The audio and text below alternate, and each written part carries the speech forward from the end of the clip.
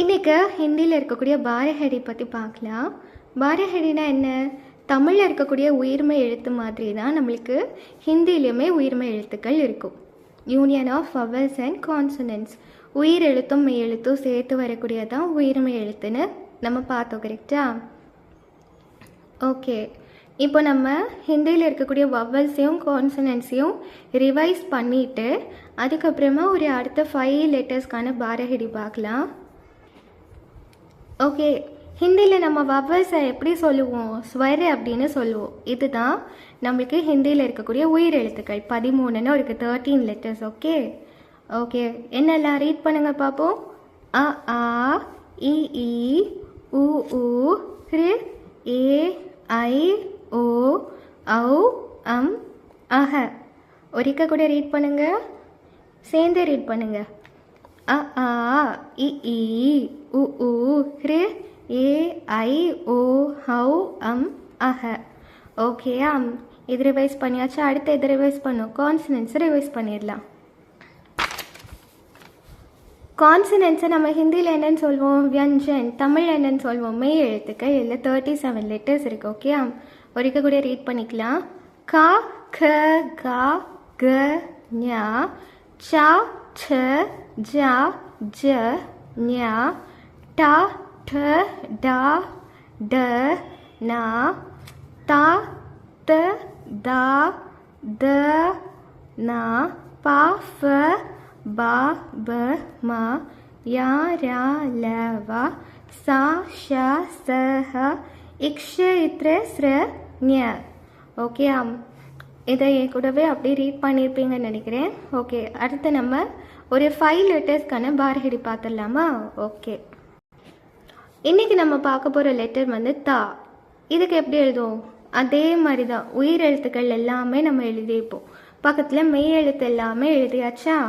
Okay, ஆ plus தா தா, ஆ plus தா தா, இ ப்ளஸ் த தி, இ ப்ளஸ் த தி, உ ப்ளஸ் த து, உ ப்ளஸ் த து, க்ரு ப்ளஸ் த த்ரு, ஏ ப்ளஸ் த தே, ஐ ப்ளஸ் த தை, ஓ ப்ளஸ் த தோ, ஔ ப்ளஸ் த தௌ, அம் ப்ளஸ் த தம், அஹ ப்ளஸ் த தஹ.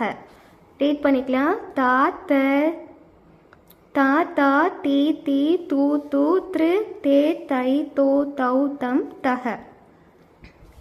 அடுத்த லெட்டர் போகலாமா? இது தா, இது த. இதுலேயுமே நம்ம உயிர் எழுத்துக்கள் எல்லாத்தையுமே நம்ம எழுதியாச்சு, மெய் எழுத்து கூடவே எழுதியாச்சு. எப்படி ரீட் பண்ணோம்?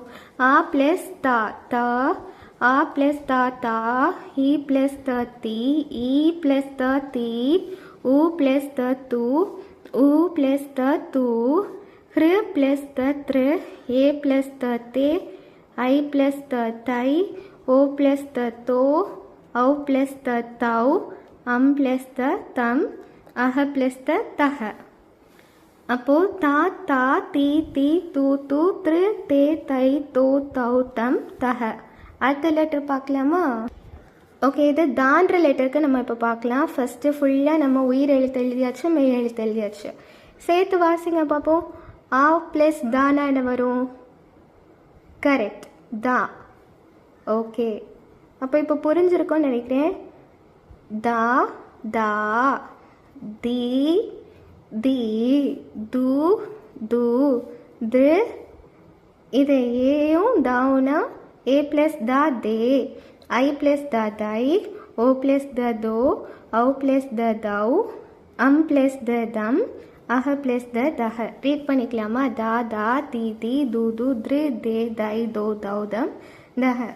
அடுத்த லெட்டர் போகலாமா? தா தா, ஆ ப்ளஸ் தா தா, ஆ ப்ளஸ் தா தா, இ ப்ளஸ் த தி, இ ப்ளஸ் த தி, உ ப்ளஸ் த து, உ ப்ளஸ் த து, த்ரு ப்ளஸ் த த்ரு, ஏ ப்ளஸ் த தே, ஐ ப்ளஸ் த தை, ஓ ப்ளஸ் த தோ, ஔ ப்ளஸ் த தௌ, அம் ப்ளஸ் த தம், அஹ ப்ளஸ் த தஹ.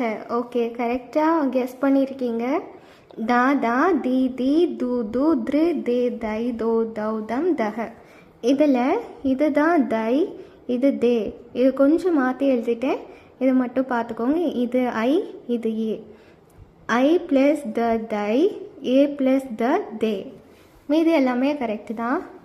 ஓகே, நாவை எப்படி எழுதுவோம்? ஃபுல்லாக இங்கே உயிரெழுத்தெல்லாம் எழுதியாச்சு, அதுக்கப்புறம் மெய் எழுத்து எழுதியாச்சு.